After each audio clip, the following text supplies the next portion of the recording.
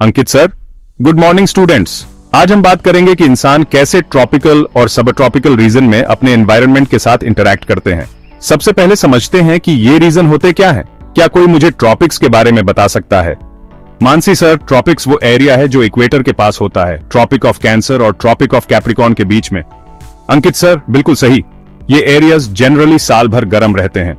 अब सब tropical reason tropics के बस थोड़ा आगे होता है। क्या आपको पता है इस चैप्टर में हम कौन से दो इंपॉर्टेंट रिवर बेसिन्स पर आते हैं? संध्या सर, साउथ अमेरिका में अमेज़न बेसिन और इंडिया में गंगा ब्रह्मपुत्र बेसिन।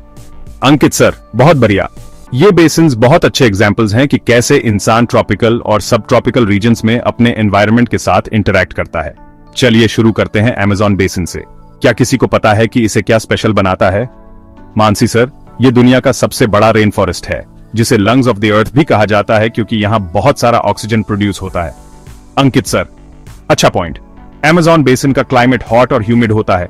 घने जंगल और तरह तरह के प्लांट्स, एनिमल्स और इंसेक्ट्स यहाँ पाए जाते हैं। यहाँ रहने वाले लोग फूड, शेल्टर और दूसरी रिसोर्सेज के लिए फॉरेस्ट पर बहुत डिपेंड करते हैं। लेकिन उन्हें क्या चैलेंजेस फेस करने पड़ते हैं? संध्या सर, डिफॉरेस्टेशन एक बहुत बड़ी प्रॉब्लम है क्योंकि लोग फार्मिंग और कैटल रियरिंग के लिए पेड़ काट देते हैं। इससे वाइल्ड लाइफ को भी नुकसान होता है। अंकित सर, बिल्कुल सही।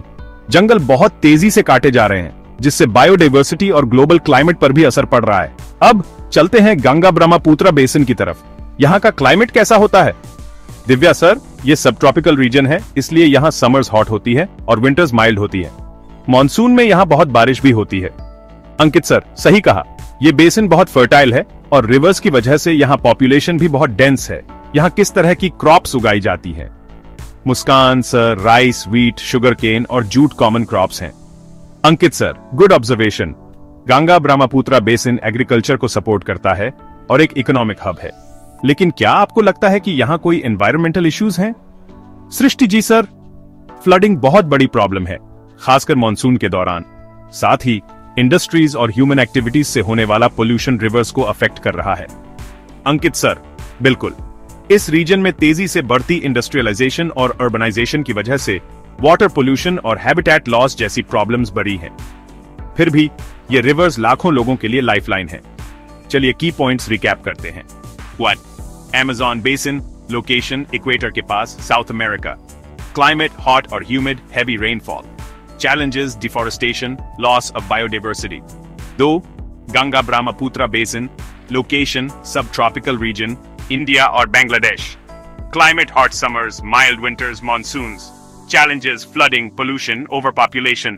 ट्रॉपिकल और sub tropical regions natural resources और बायोडाइवर्सिटी से भरपूर हैं, लेकिन ह्यूमन एक्टिविटीज की वजह से यहाँ बहुत सारे एनवायरमेंटल चैलेंजेस पैदा हो गए हैं।